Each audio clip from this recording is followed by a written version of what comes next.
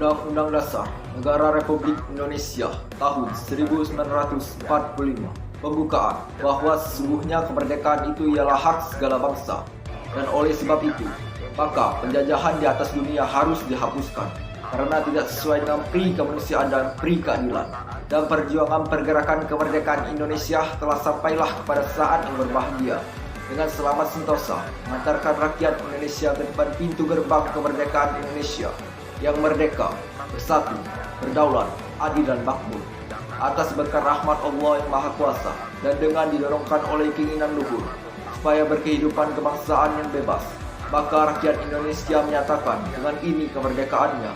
Kemudian daripada itu, untuk membentuk suatu pemerintah negara Indonesia yang melindungi segenap bangsa Indonesia dan seluruh tumpah darah Indonesia, dan untuk memajukan kesejahteraan umum, mencerdaskan kehidupan bangsa, dan ikut melaksanakan ketertiban dunia yang berdasarkan kemerdekaan, perdamaian abadi, dan keadilan sosial. Maka disusunlah kemerdekaan kebangsaan Indonesia itu dalam suatu Undang-Undang Dasar Negara Indonesia yang terbentuk dalam suatu susunan negara Republik Indonesia yang berkedaulatan rakyat dengan berdasarkan kepada ketuhanan yang Maha Esa, kemanusiaan yang adil dan beradab, persatuan Indonesia, dan kerakyatan yang dipimpin oleh hikmat kebijaksanaan dalam permusyawaratan perwakilan, serta dengan mewujudkan suatu keadilan sosial bagi seluruh rakyat Indonesia. Makna yang terkandung dalam alinea pertama yaitu menunjukkan keteguhan dan kuatnya pendirian bangsa Indonesia menghadapi masalah kemerdekaan melawan penjajah, mengungkapkan dalil objektif dan mengandung satu pernyataan subjektif. Kalimat tersebut menjelaskan kebanggaan dan penghargaan kita akan perjuangan bangsa Indonesia selama ini. Alinea ini mewujudkan adanya ketetapan dan ketajaman penilaian, yaitu bahwa perjuangan pergerakan kemerdekaan Indonesia telah sampai pada tingkat yang menentukan, dan bahwa momentum yang telah dicapai tersebut harus dimanfaatkan untuk menyatakan kemerdekaan. Pada alinea ketiga Undang-Undang Dasar 1945 tersebut memiliki makna yang terkandung, yaitu memuat motivasi spiritual yang luhur dan mengilhami proklamasi kemerdekaan sejak dari Piagam Jakarta, serta menunjukkan pula ketakwaan bangsa Indonesia kepada Tuhan Yang Maha Esa. Berkat ridhonya, bangsa Indonesia berhasil dalam perjuangan mencapai kemerdekaannya dan mendirikan negara yang berwawasan kebangsaan. Makna alinea keempat diartikan sebagai prinsip-prinsip yang dijunjung oleh bangsa Indonesia, yaitu yang pertama tujuan negara yang akan diwujudkan oleh pemerintah negara, yang kedua ketentuan diadakannya Undang-Undang Dasar, yang ketiga bentuk negara, yaitu bentuk republik yang berkedaulatan rakyat, dan yang terakhir dasar negara, yaitu Pancasila.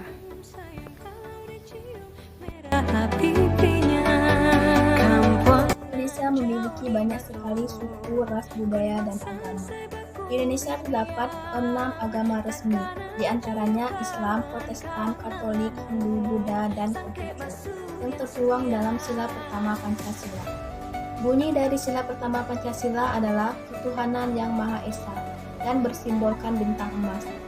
Salah satu contoh pengamalan sila pertama Pancasila dalam kehidupan sehari-hari yaitu saling bertoleransi antar umat beragama. Misalnya, ketika kita memiliki teman beda agama yang sedang melakukan ibadah, maka kita tidak boleh mengganggunya dan membiarkan ia beribadah sesuai. Kemudian, kita juga tidak boleh mengolok-olokkan kepercayaan orang lain dan menjadikannya sebagai lelucon atau candaan. Kedua, yang berbunyi kemanusiaan yang adil dan beradab. Pengamalan dari sila kedua ini yaitu mengakui dan memperlakukan manusia sesuai dengan hak dan martabatnya sebagai makhluk Tuhan yang Maha Esa. Mengakui persamaan derajat, kesamaan hak dan kewajiban asasi manusia tanpa membeda-bedakan suku, keturunan, agama, kepercayaan, jenis kelamin, kedudukan sosial, warna kulit, dan sebagainya. Mengembangkan sikap saling tegang rasa dan menjunjung tinggi nilai-nilai. Sila ketiga Pancasila berbunyi persatuan Indonesia yang bersimbolkan pohon beringin. Pohon beringin memiliki akar tunggal panjang yang menunjang pohon besar ini tumbuh. Akar ini tumbuh sampai ke dalam tanah dan menggambarkan kesatuan dan persatuan Indonesia. Pohon beringin juga memiliki akar yang menjalar di mana-mana yang melambangkan sebagai negara kesatuan. Contoh pengamalan sila 3 dari Pancasila bisa diterapkan dengan memakai produk dalam negeri, berpartisipasi dalam kegiatan bermasyarakat seperti gotong royong, hidup rukun bertetangga, melestarikan lingkungan alam dan melestarikan budaya bangsa dengan mempelajarinya, menjalin hubungan baik dengan semua unsur bangsa, serta menjunjung persatuan dan kesatuan. Makna sila keempat Pancasila, kerakyatan yang dipimpin oleh hikmat kebijaksanaan dalam permusyawaratan perwakilan. Adalah bunyi sila keempat Pancasila. Makna dari sila ini adalah sebagai warga negara Indonesia, kita mempunyai kedudukan, hak dan kewajiban yang sama loh. Walaupun hak masing-masing, kita sebaiknya juga memperhatikan hak milik orang lain agar kepentingan bersama tetap berlanjut. Karena itu masyarakat Indonesia harus melakukan musyawarah sebelum mengambil keputusan. Hal ini dilakukan untuk menghargai pendapat satu dengan yang lainnya.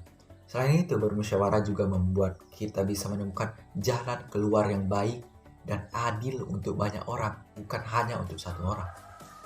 Lalu, apa yang bisa kita lakukan untuk menerapkan sila keempat Pancasila dalam kehidupan sehari-hari? Yang pertama, saling menghargai pendapat. Nah, sekarang kan kita lagi kerja kelompok tuh. Pastikan terkadang kita butuh mendiskusikan sesuatu untuk menyelesaikan tugas, seperti apa konsepnya, gimana ke depannya tugas ini, gimana kita take videonya, dan lain sebagainya. Bunyi sila kelima yaitu keadilan sosial bagi seluruh rakyat Indonesia merupakan perwujudan yang paling konkret dari prinsip-prinsip Pancasila dalam sila kelima. Prinsip yang melekat adalah prinsip keadilan. Dalam prinsip keadilan ini merupakan inti dari moral ketuhanan, merupakan landasan pokok pri kemanusiaan, simpul persatuan, dan matra kedaulatan. Berarti keadilan sosial adalah perwujudan sekaligus terminan dari sila-sila sebelumnya yang ada di dalam Pancasila. Contoh dari penerapan sila kelima yaitu saling gotong royong, meningkatkan rasa kekeluargaan,